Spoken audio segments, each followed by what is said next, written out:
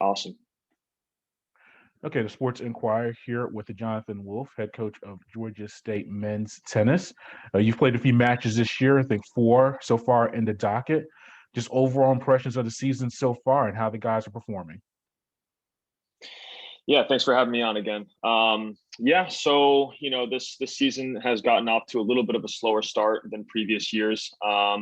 Beginning of our seasons, especially as a mid-major, it's always a little bit tougher. We try to schedule some bigger teams when they're outside of their schedule, ACC, SEC teams, and so we have a couple new faces in our squad, and took a little bit of a time to adjust, of course, after not having played a dual match for over a year. So definitely some learning curves, getting back in the feel of things, and simulating those match type pressure points, especially our deuce points, which we've struggled with in the beginning, but we're starting to turn the corner. From what I've seen lately, especially in our practices. So looking to ride the momentum into this weekend and having a nice couple back-to-back home matches to get back to 500 overall. Also. Yeah, your last match was February 19th against Georgia Tech. The team fell 7-0 in the team competition, but your doubles pair, Andrei and Roberts, were able to earn a win in their doubles match, 6-4. What about their performance and them getting their, I think, first victory of the year, or yeah, as a team, or maybe they've had a few this year? Yeah, so yeah, they've had a few as a pair, and I think they've also earned another ranked win in there against Charlotte. But yeah, they're always, like I mentioned in the previous podcast, they're both our team captains, both one junior, one senior, and definitely leaders. And their doubles performances always show. They really don't have, which is pretty lucky. They really don't have a bad match, for us in the past year since they've been together. And they always figure that they're going to play a really tough match at number one position.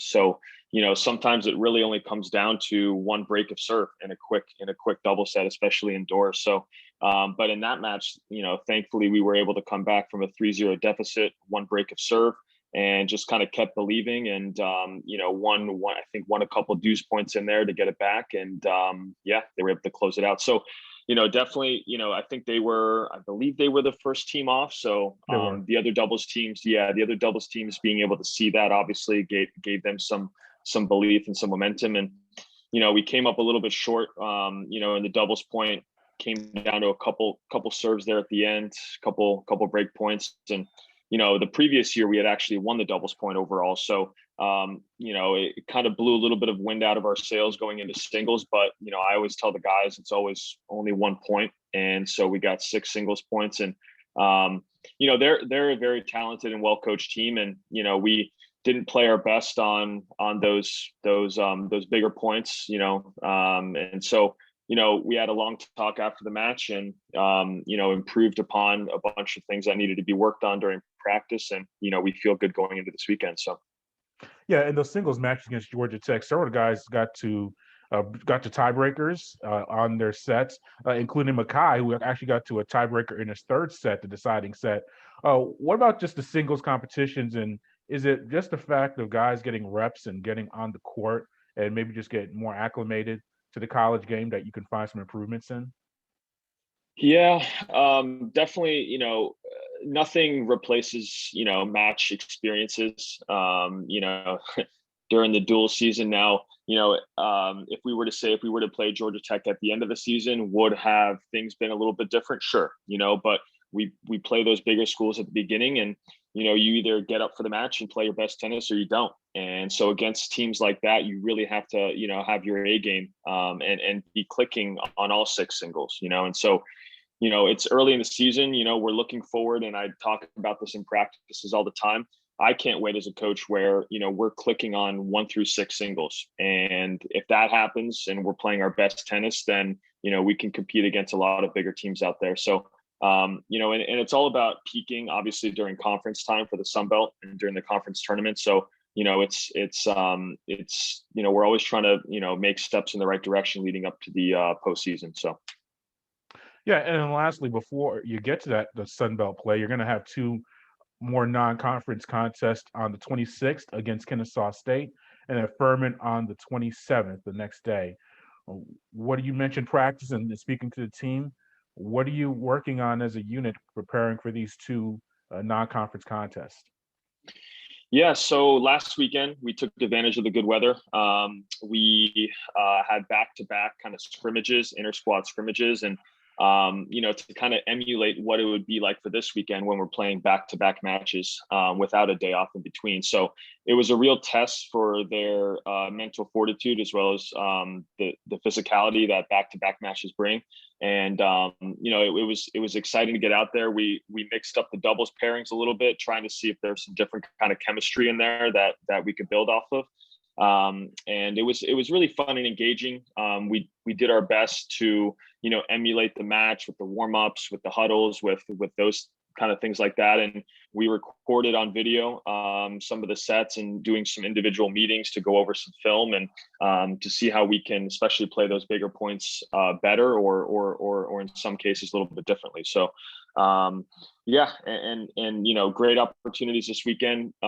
Kennesaw, I know their coach pretty well, good coach team, talented up top, and against mid majors, it's very it's very good opportunities, especially to have them at home to be able to raise our level and obviously win at the end. So and funny, it's we actually have a transfer on our team who starts in our lineup, and Harvey Mon, who transferred from Kennesaw State. So it'll be a little weird and awkward, but I'm sure he'll get up for that match, and fun to see his former team get out there. And so and then of course against Furman on Saturday, kind of more of the same. As Friday, we're looking to hopefully win that Friday match and get that momentum going in on Saturday and taking care of business. So yeah, and you mentioned some of the weather and things like that. I know that what is that decision made as far as weather, and does that make an impact just on your preparations?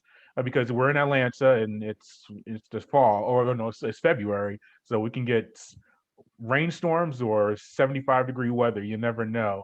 Do you guys try to practice more indoors or outdoors, or and does that just have any impact overall in your preparations?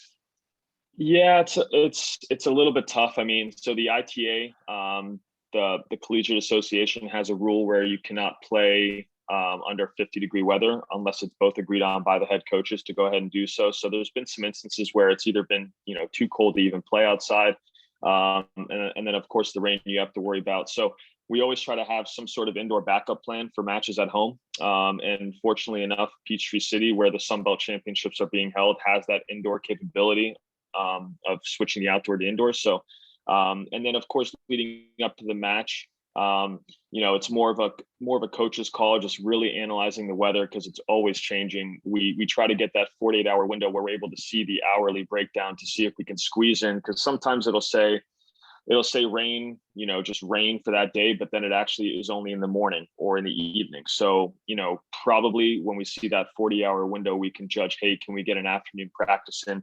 Or usually if it's looking like the weekend matches is going to 100% be indoors, we'll play indoors the day before regardless, hopefully at that match site, just as far as preparation goes, as you mentioned. So Any preferences usually with do you guys like playing outdoors, and do some guys actually like it a little cold and windy, or is it preferred to we want to go inside majority of the time, even if it's in that 50-degree kind of borderline? So some guys actually do better overcoming the variables. They actually like a little bit of adversity out there. Some guys, me being from Florida, anything below 70 for me was cold. So I'm a little have a little preference there. But no, the guys, I think overall we're an outdoor team. The majority of our season is outdoors, and I think we're playing our best tennis when it is outdoors. And of course, our postseason is almost always outdoors, given any circumstances of rain. So for me as a coach, I really want to be seeing our team play outdoors as much as possible. So even if it's a little bit chilly or no sun out there, we're windy, we're going to go out there and do our best. So. All right, well, Jonathan, thank you for your time. We appreciate it, and good luck this weekend. Great. Thanks so much, Marcel. Take care. All right, and that was Jonathan Wolff, head coach of Georgia State men's tennis. Very interesting discussion on the weather conditions and how that affects their preparations. And as I mentioned, if you're listening to us from around the country or the world, yeah, we're based in Atlanta, Georgia, and that's where Georgia State is. And as I said, we can have weather in the 50s and 60s and perfectly sunny, or we can not as bad as some other parts of the country this past few weeks, but we can have very inclement weather as far as snow or rain, more rain than snow, but things like that. So I was intrigued by how he answered that and found out how they prepare for that. But if you want to hear more from Coach Wolff, our previous interview for the preseason, as well as more content from Georgia State athletics or college athletics in general, you can always head to the sportsinquirer.net, or you can go to our social media platforms on Twitter, Instagram, and Facebook. And finally, you can, wherever you listen to your audio content from YouTube, SoundCloud, Google Podcasts, and others, just do a search for us under the Sports Inquirer, and you will find out everything that you need. Until next time, be safe.